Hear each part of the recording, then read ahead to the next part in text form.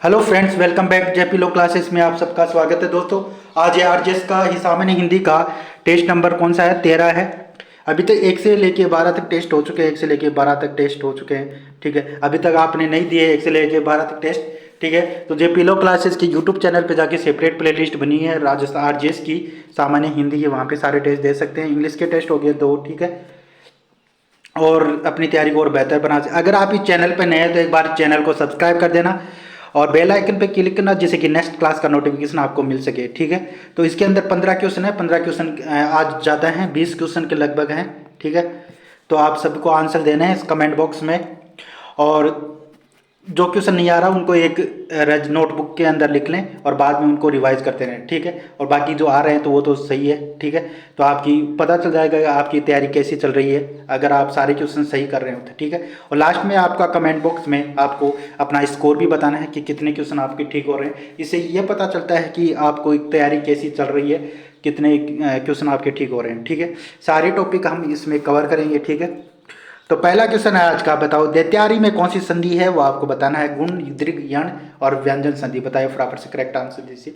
और दैत्यारी का संधि विच्छेद भी आपको करना है। ठीक है, दैत्यारी के अंदर कौन सी संधि है वो आपको बताना है। तो दोस्तों इसके अंदर ऑप्शन नंबर बी यानी कि करेक्ट हो जाएगा। ठीक है, तो कौन सी संधि है? इसमें दीर्घ संधि है। राइट आंसर हो जाएगा दीर्घ संधि। ठीक है, इसका दैत्यारी का संधि विच्छेद क्या हो जाएगा? दैत्य दैत्य धन अरी हो जाएगा। ठीक है, दैत्यारी अरी हो जाएगा। दैत्यारी का इसमें दैत्यारी का हो जाएगा दैत्य अ धन अ हो जाएगा। अ मिलके आ बनता है। ठीक है, अ प्लस अ धन अ मिलके आ बनता है। ठीक है, तो इसमें कौन सी बड़ा की मात्रा आ रही है? तो दीर्घ संधि राइट आंसर हो जाएगा दैत्यारी में। ठीक है, सारी संधि हम कवर कर लेंगे। दीर्घ संधि, ठीक है, गुण संधि, वर्ज्य संधि, यण संधि, ठीक है, अयादी संधि और व्यंजन संधि, विसर्ग संधि, सारी संधि के एक एक टेस्ट में क्वेश्चन होंगे। ठीक है, और नेक्स्ट क्वेश्चन नंबर सेकंड, सूर्यास्त में कौन सी संधि है वो आपको बताना है। गुण संधि, दीर्घ संधि, यण संधि, व्यंजन संधि, और बताइए फटाफट से करेक्ट आंसर। सूर्यास्त, सूर्यास्त में बताइए फटाफट से। ठीक है, तो इसमें कौन सी संधि है दोस्तों? इसमें दीर्घ संधि है। ठीक, इसमें भी दीर्घ संधि है। ठीक है, तो इसमें भी सूर्यास्त आ रहा है। ठीक है, सूर्यास्त, तो इसका संधि विच्छेद हो जाएगा सूर्य सूर्य।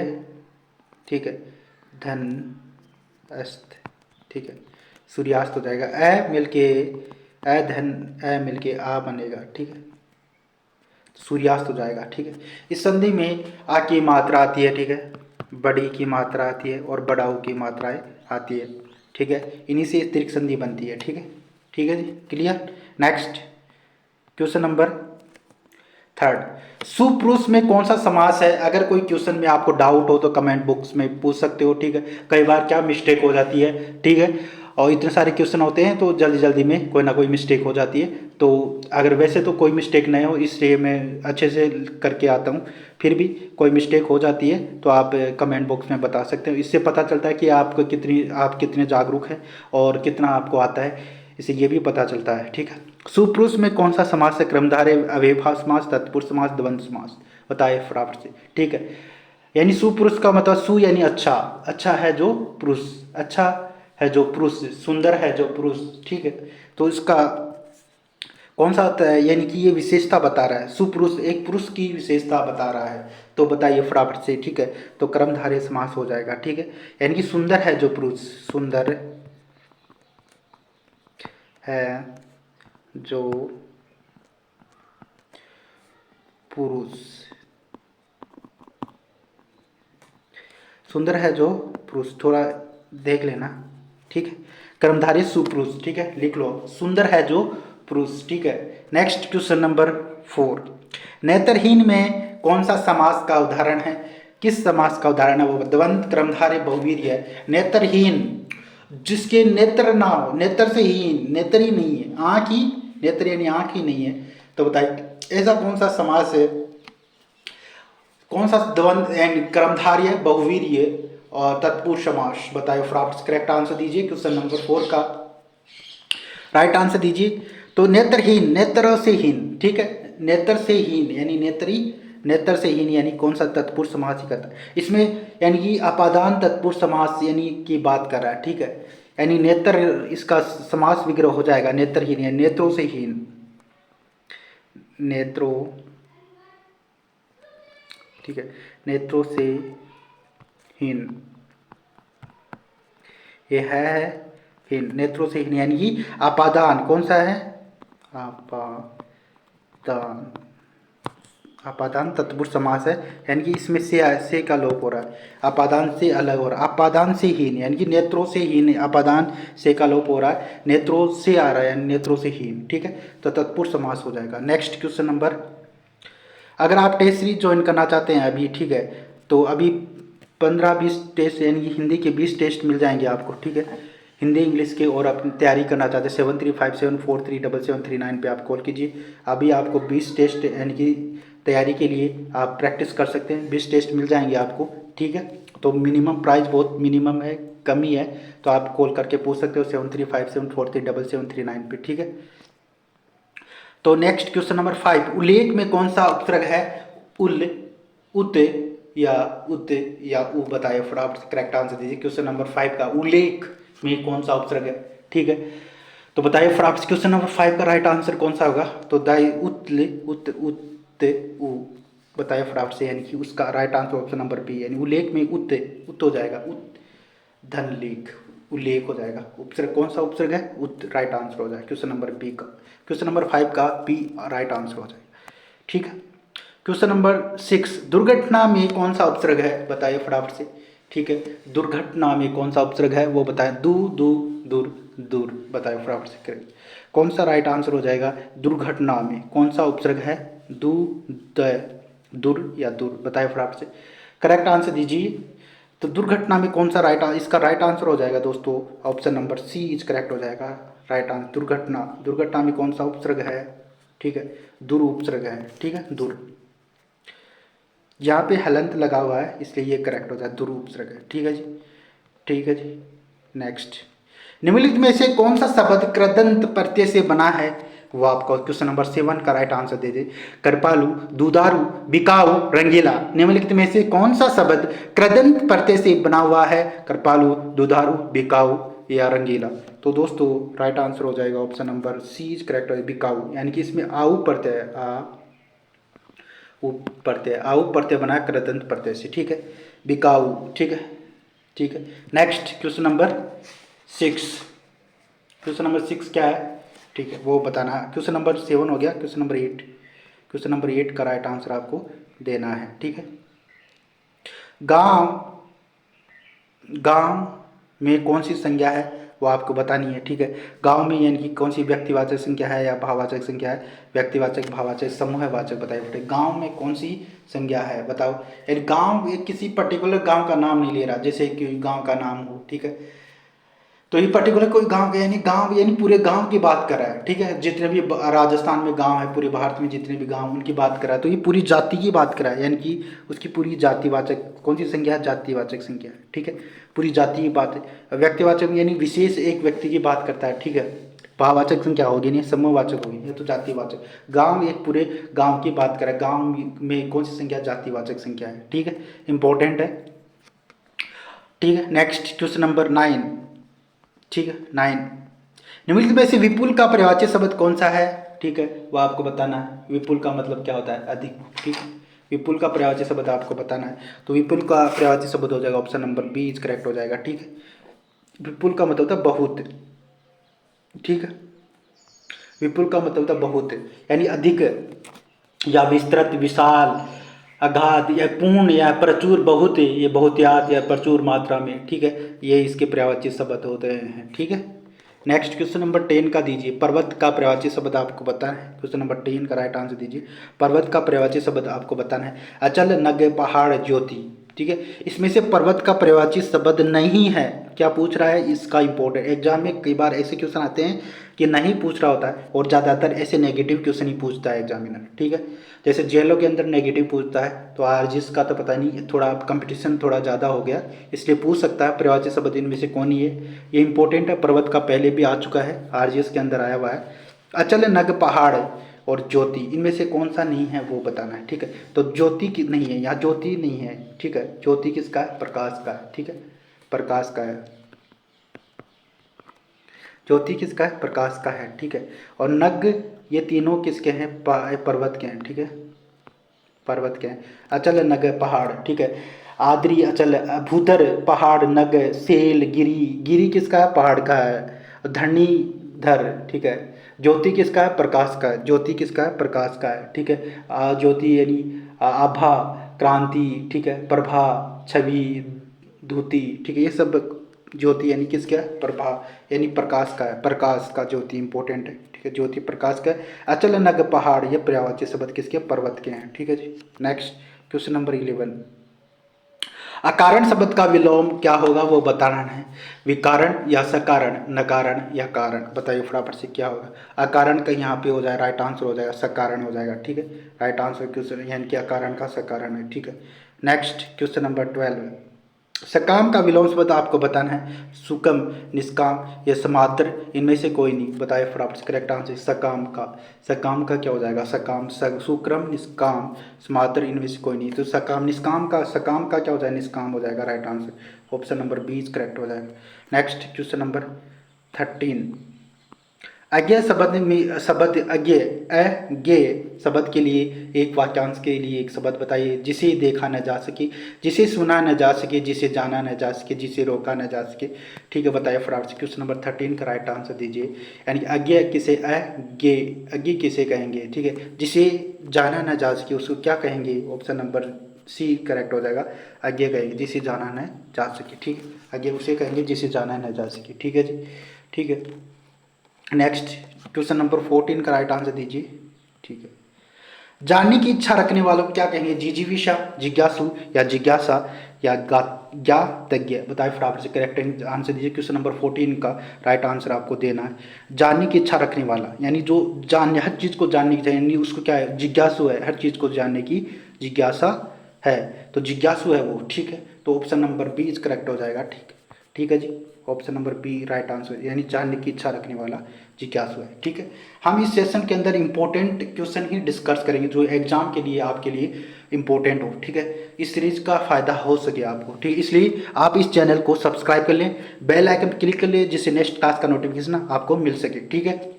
चैनल को सब्सक्राइब जरूर, जिससे कि क्लास का आगे की क्लास आज जितनी भी आएगी वो आपके नोटिफिकेशन आपको पहुंच जाए, ठीक है, और इस सीरीज का आप फायदा उठा सके, ठीक है। जानने की इच्छा रखने वाला जिज्ञासु होगा, ठीक है जी।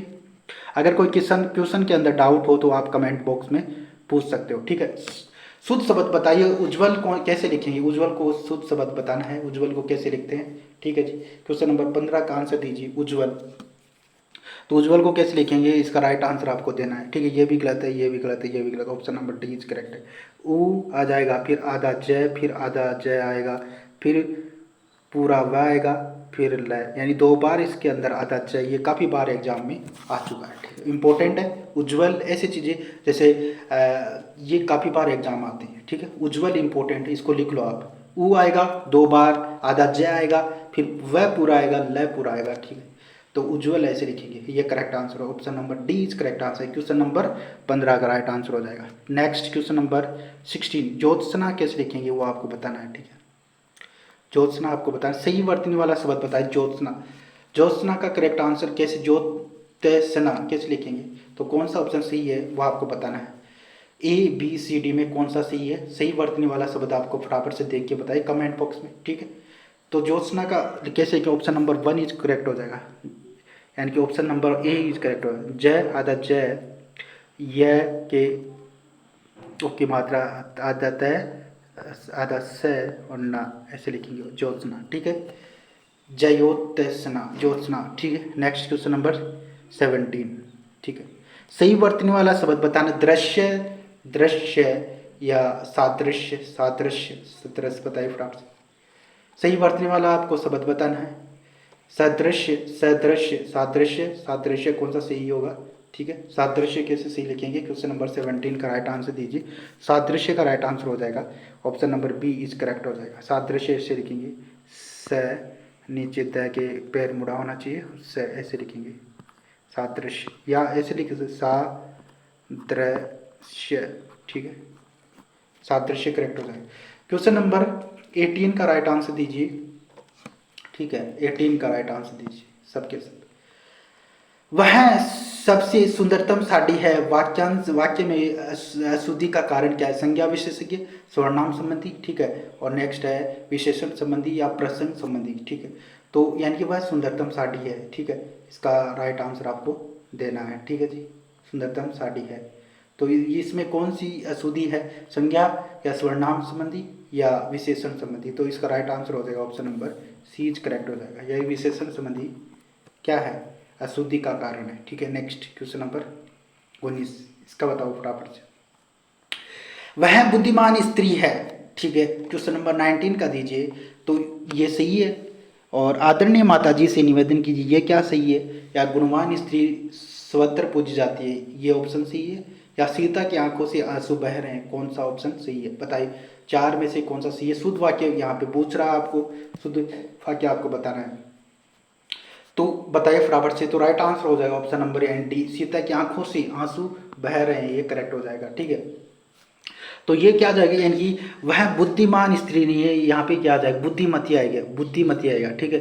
तो वह क्या है? बुद्धिमती, बू द के नीचे हलंत लगा दो और धी, ठीक है, धी मती, बुद्धिमती हो जाएगा, ठीक है। यहाँ पे बड़ी आदरणीय, यहाँ पे क्या आ जाएगा? आदरणीय, आदरणीय आ जाएगा, क्या आ जाएगा? आदरणीय, ठीक है, आदरणीय, आदरणीय माता जी से निवेदन कीजिए, ठीक है। गुणवान की जगह क्या गुणवती आएगा? गुणवती, ठीक है, गुणवती, गुणवती आ जाएगा। गुणवती स्त्री सर्वत्र पूजी जाती है, सीता की आंखों से आंसू बह रहे हैं, option number D is correct हो जाएगा, ठीक है जी। लिख लो इनको, इंपॉर्टेंट है, इंपॉर्टेंट है, एग्जाम के लिए इंपॉर्टेंट है, ठीक है। वह बुद्धिमान यानी बुद्धिमती स्त्री है। आदरणीय, आदरणीय आएगा, आदरणीय माता जी से निवेदन कीजिए। गुणवान, गुणवती स्त्री सर्वत्र पूजी जाती है, सीता की आंखों से आंसू बह रहे हैं, ये करेक्ट हो जाएगा, option number D is right answer है। क्वेश्चन नंबर 20 का दीजिए। निम्नलिखित में से अशुद्ध वाक्य बताइए। मुझे आपका काम पसंद है, क्वेश्चन नंबर 20 का दीजिए। मोहन और उसके पिता घर पर ही हैं, वह अनेकों भाषाएं जानता है, यह कहानी प्रेमचंद की लिखी हुई है। तो कौन सा ऑप्शन यहाँ पे करेक्ट है वो आपको देना है, ठीक है। चार में से अशुद्ध बताना है कौन सा है। मुझे सारे ये भी सही लग रहा है। मुझे आपका काम पसंद है, मोहन और उसके पिता घर पे ही है, ये भी सही है।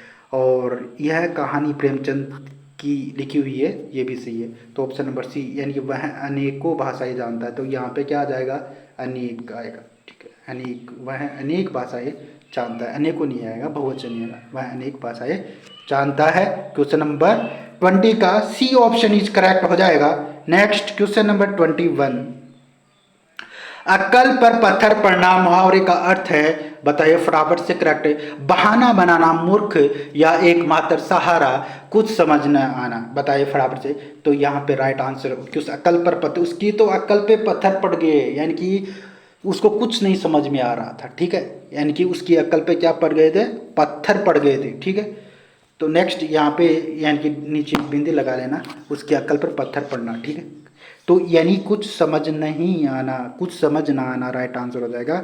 उसकी अकल पर पत्थर पड़ना, यानी मुहावरे का अर्थ होगा कुछ न समझ, कुछ समझ ना आना, ठीक है।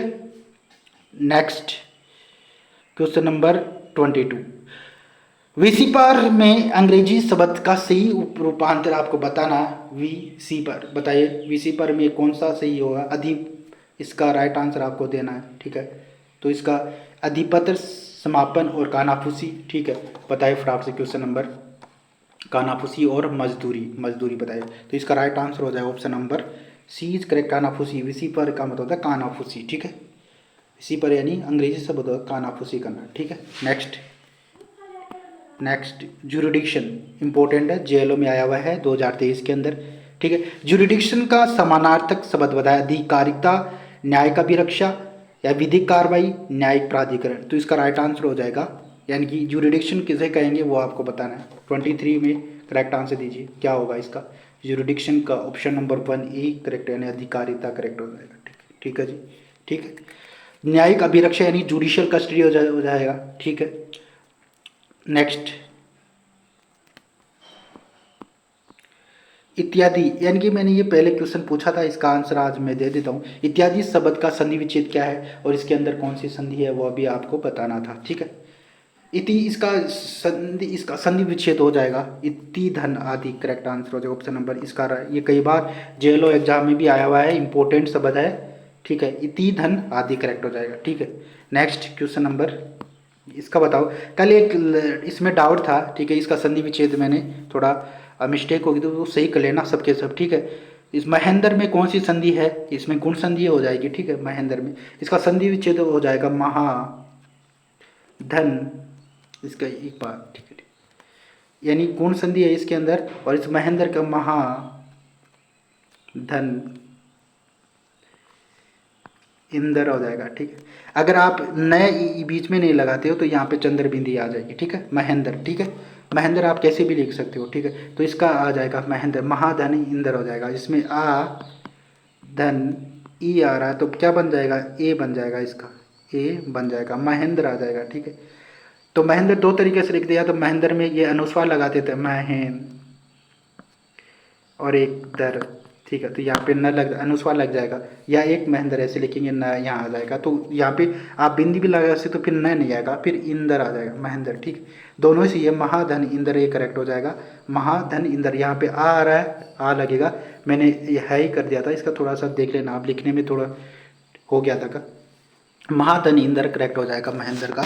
और इसमें अंदर गुण संधि है, गुण कौन सी संधि है, गुण संधि है इसके अंदर, ठीक है जी।